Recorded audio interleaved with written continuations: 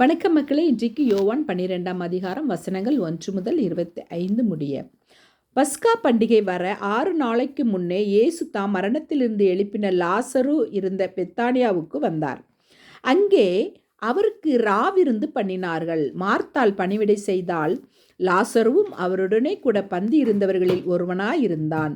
அப்பொழுது மரியாள் விலையேற பெற்ற களங்கமில்லாத நலதம் என்னும் தைலத்தில் ஒரு ராத்தல் கொண்டு வந்து அதை இயேசுவின் பாதங்களில் பூசி தன் தலைமயிரால் அவருடைய பாதங்களை துடைத்தாள். அந்த வீடு முழுவதும் தைலத்தின் பரிமளத்தினால் நிறைந்தது.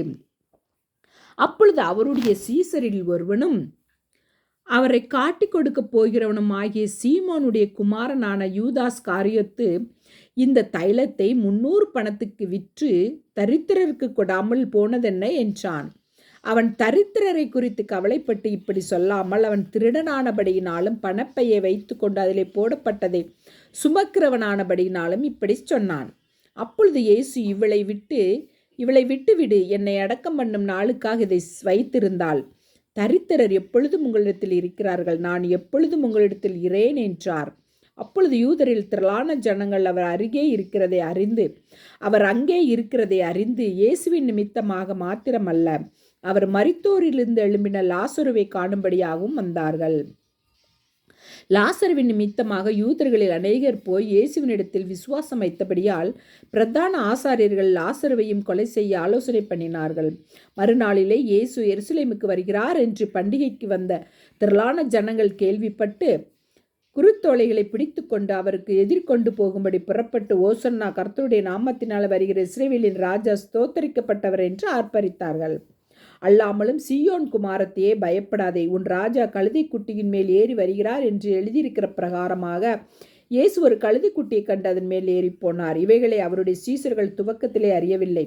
இயேசு மகிமையடைந்த பின்பு இப்படி அவரை குறித்து எழுதியிருக்கிறதையும் தாங்கள் இப்படி அவருக்கு செய்ததையும் நினைவு கூர்ந்தார்கள்.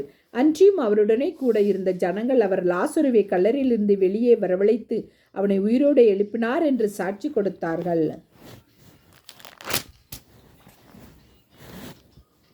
அப்படிப்பட்ட அற்புதத்தை அவர் செய்தார் என்று ஜனங்கள் கேள்விப்பட்டதினால் அவர்கள் அவருக்கு எதிர்கொண்டு போனார்கள். அப்பொழுது பரிசேயர் ஒருவரை ஒருவர் நோக்கி, நீங்கள் செய்கிறதெல்லாம் வீணென்று அறிகிறதில்லையா? இதோ உலகமே அவனுக்கு பின் சென்று போயிற்றே என்றார்கள். பண்டிகையில் ஆராதனை செய்ய வந்தவர்களில் சிலர் கிரேக்கர் இருந்தார்கள். அவர்கள் கலிலேயா நாட்டு பெத்சாய்தா ஊரானாகிய பிலிப்புவினிடத்தில் வந்து, ஐயா, இயேசுவை காண விரும்புகிறோம் என்று அவனை கேட்டுக்கொண்டார்கள். பிலிப்பு வந்து அதை அந்திரேயாவுக்கு அறிவித்தான். பின்பு அந்திரேயாவும் பிலிப்புவும் அதை இயேசுவுக்கு அறிவித்தார்கள். அப்பொழுது இயேசு அவர்களை நோக்கி, மனுஷகுமாரன் மகிமைப்படும்படியான வேலை வந்தது. மெய்யாகவே மெய்யாகவே நான் உங்களுக்கு சொல்கிறேன், கோதுமை மணியானது நிலத்தில் விழுந்து சாகாவிட்டால் தனித்திருக்கும், செத்ததே ஆகில் மிகுந்த பலனை கொடுக்கும். தன் ஜீவனை சிநேகிக்கிறவன் அதை இழந்து போவான். இந்த உலகத்தில் தன் ஜீவனை வெறுக்கிறவனோ அதை நித்திய ஜீவகாலமாய் காத்து கொள்வான். ஆமேன். மக்களே, வீடியோ பிடிச்சிருந்தா லைக் பண்ணுங்கள், ஷேர் பண்ணுங்கள், சப்ஸ்கிரைப் பண்ணுங்கள். தேங்க்யூ.